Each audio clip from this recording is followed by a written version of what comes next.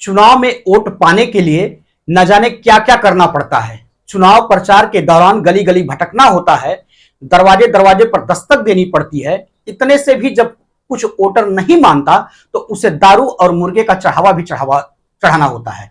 इसके बाद भी इस बात की गारंटी नहीं होती कि वह पोलिंग बूथ पहुंचकर हमें ही वोट देगा। राजनीति को जितना लोग आसान और सरल समझते हैं, दरअसल वह उतना है नहीं।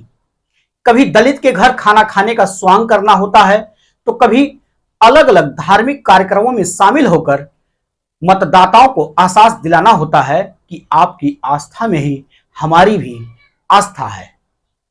मध्य प्रदेश के सीधी जिले में एक भाजपा कार्यकर्ता ने एक आदिवासी युवक पर पेशाब कर दिया, जिसका वीडियो वायरल होते ही पूरे देश में हंगामा मच गया। विपक्ष ने इस तरह के आरोप लगाए। देश के हर कोने से आदिवासी युवक के लिए आवाज उठी। यह पेशाब कांड भी ऐसे समय पर सामने आया जब मध्य प्रदेश में चुनाव की तैयारियां चल रही हों। उस प्रदेश में जहां की 52 में से दर्जन भर जिलों में आदिवासी अपना खासा प्रभाव रखता हो। खबर राज्य के मुखिया शिवराज सिंह चौहान तक पहुंची तो उन्होंने सीधी पेशाब कांड पीड़ित आदिवासी युवक और उसके परिवार को सीएम हाउस बुलवा लिया। मुख्यमंत्री शिवराज सिंह चौहान पीड़ित आदिवासी का हाथ पकड़ उसे भीतर ले गए, कुर्सी पर बैठाया, पांव धोए, आरती उतारी, तिलक लगाया। साल ओढ़ाकर शिवराज ने उसका सम्मान किया। उन्होंने यह भी कहा, इस घटना से दुखी हूं, मैं आपसे माफी मांगता हूं। आप जैसे लोग मेरे लिए भगवान जैसे हैं। हो भी क्यों नहीं जब सामने चुनाव हो। आरोपी प्रवेश शुक्ला को मंगलवार देर रात गिरफ्तार कर लिया गया। उस पर एनएसए लगाया गया है। अभी वह जेल में है। पीड़ित आदिवासी को मुख्यमंत्री शिवराज सिंह चौहान ने सुदामा कहा। बोले, तुम अब मेरे दोस्त हो। सीएम ने उससे कई विषय पर चर्चा की। पूछा, क्या करते हो, घर चलाने के क्या साधन हैं, कौन सी योजनाओं का लाभ मिल रहा है। यह भी पूछा कि बेटी को लक्ष्मी और पत्नी को लाडली बहन योजना का लाभ मिल रहा है या नहीं। सीएम ने कहा, बेटी को पढ़ाना, बेटियां आगे बढ़ रही हैं। मुख्यमंत्री शिवराज सिंह चौहान ने पीड़ित की पत्नी से बात की। कहा, यह मेरा भाई है, तुम मेरी बहन हो, कोई चिंता नहीं करो। तुम्हारा मकान दिलवाना है, काम धंधा करो, इसके लिए पैसे का इंतजाम भी करवा रहा हूं। यह सब कुछ उस प्रवेश शुक्ला की वजह से करना पड़ा जिसने युवक पर पेशाब कर दिया था। अब आइए आपको बताते हैं कि मध्य प्रदेश में आदिवासी मतदाताओं को लुभाने के लिए भाजपा पिछले कुछ समय से क्या क्या कर रही है। साल 2020 में कांग्रेस को सत्ता से बाहर करने के बाद शिवराज सिंह चौहान ने फिर सरकार बनाई। इसके बाद से बीजेपी ने आदिवासी जनसंख्या को खुश करने के लिए कई कदम उठाए हैं। मानो तब से इस वोट बैंक पर नजर थी। इसमें आदिवासी प्रतीकों को याद करना, उनकी याद में संग्रहालय बनवाना, आदिवासी स्वतंत्रता सेनानियों का सम्मान करना, उनकी जयंती मनाना आदि आदि, ऐसे तमाम कारण। इतना ही नहीं, रेलवे स्टेशनों, यूनिवर्सिटीज का नाम भी आदिवासी स्वतंत्रता सेनानियों के नाम पर रखा गया। जैसे नवंबर 2021 में हबीबगंज रेलवे स्टेशन का नाम बदलकर रानी कमलापति रेलवे स्टेशन किया गया। 18वीं सदी की गौंड रानी को बीजेपी भोपाल की आखिरी हिंदू शासक कहती हैं। इसके अलावा बिरसा मुंडा की जयंती को बीजेपी सरकारी छुट्टी घोषित कर चुकी है। इससे पहले तक यह वैकल्पिक अवकाश हुआ करता था।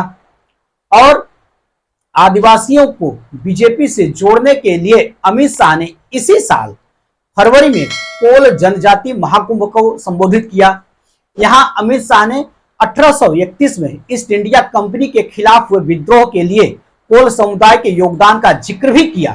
और इतना ही नहीं, भाजपा ने के इतना सब कुछ किए धरे पर एक अकेला प्रवेश शुक्ला मूत के बहा दिया।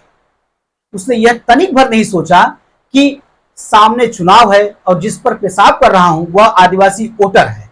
दरअसल यह एक मानसिकता की देन है। समाज के एक वर्ग में बचपन से दलित, आदिवासी, गरीब और पिछड़ों के प्रति घृणा का भाव भरा जाता है।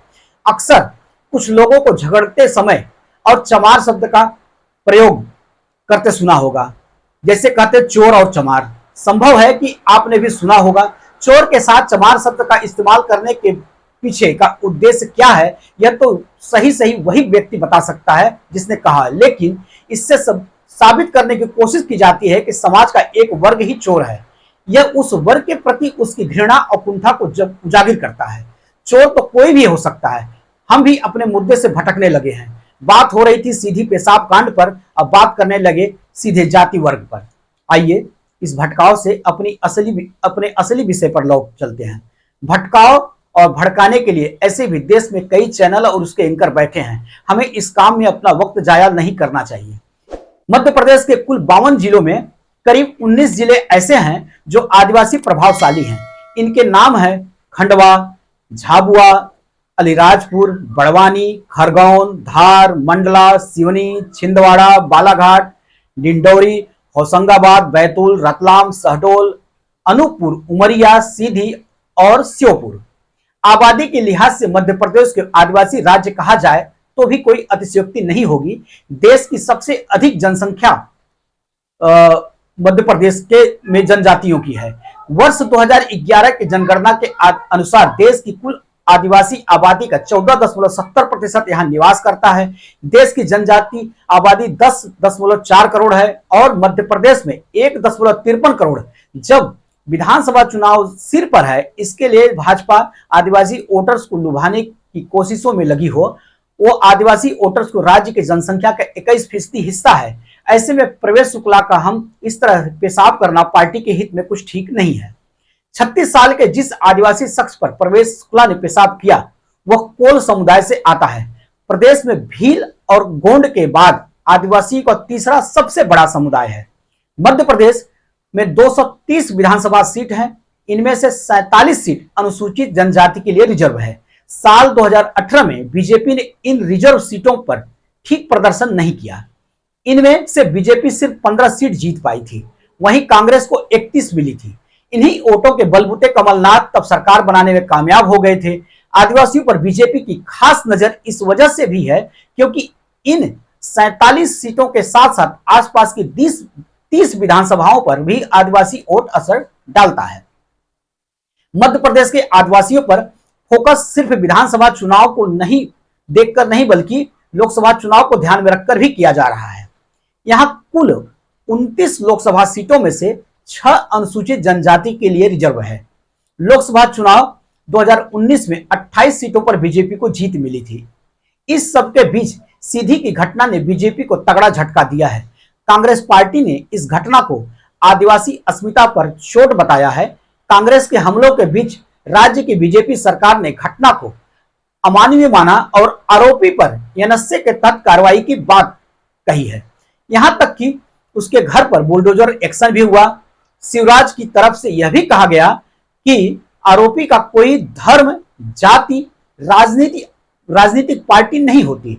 यह क्यों कहा, इसका विश्लेषण आपको स्वयं करना होगा। अब आइए इसी मध्य प्रदेश के बगल वाले राज्य उत्तर प्रदेश की ओर ले चलते हैं, जहां दलितों पर तमाम अत्याचार हुए, लेकिन कभी किसी ने पीड़ित को बुलाकर उसके चरण नहीं पखारे।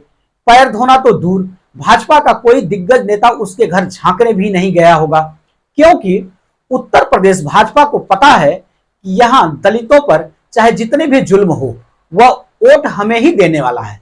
भाजपा को लगता ही नहीं बल्कि चुनाव में मिले दलित वोटों को देखकर यह साफ समझ में आ जाता है कि 5 किलो अनाज लेकर वोट देने वाले इस समाज को इंसाफ से ज्यादा अनाज की जरूरत है। दलित अत्याचार के कुछ चर्चित मामलों की याद एक बार आपको दिला दूं। पीलीभीत में एक दलित लड़की के साथ सामूहिक बलात्कार और फिर जिंदा जलाकर मारने की कोशिश। लखीमपुर खीरी में 2 दलित बहनों के साथ दुष्कर्म और हत्या। बलिया में एक दलित नाबालिग लड़की का दिन दहाड़े रेप। उत्तर प्रदेश के इन तमाम जिलों में हुई ये घटनाएं महिला हिंसा, जातिगत उत्पीड़न और भेदभाव के लिए नई खबरें नहीं लगती। साल 2014 का बदायूं कांड हो या 2020 का हाथरस मामला, प्रदेश में हर साल ऐसी कई घटनाएं होती हैं जो दलितों के खिलाफ हिंसा की कहानी बयां करने के साथ ही उत्पीड़न की एक नई मिसाल बन जाती हैं। हालिया लखीमपुर खीरी की घटना भी ऐसी ही दर्दनाक घटना है, जिसके चलते एक बार फिर दलितों के शोषण, उत्पीड़न पर सवाल उठने लगे हैं। कहा जा रहा है कि आजादी के 73 सालों बाद भी आज दलित समानता के लिए संघर्ष कर रहे हैं। पिछले साल फरवरी में राज्य की राजधानी से बमुश्किल 70 किलोमीटर दूर उन्नाव जिले के दबौली गांव में एक ईंट भट्ठा मालिक वीरेंद्र कुमार मिश्रा और उनके कर्मचारियों ने एक नाबालिग दलित लड़के की पिटाई की, उसका सिर मुड़वा दिया और उसे चप्पलों की माला पहनाकर घुमाया। भट्टा मालिक लड़के के पिता पर ईंट भट्टे के पास की अपनी जमीन उसे बेचने के लिए दबाव डालना चाहते थे।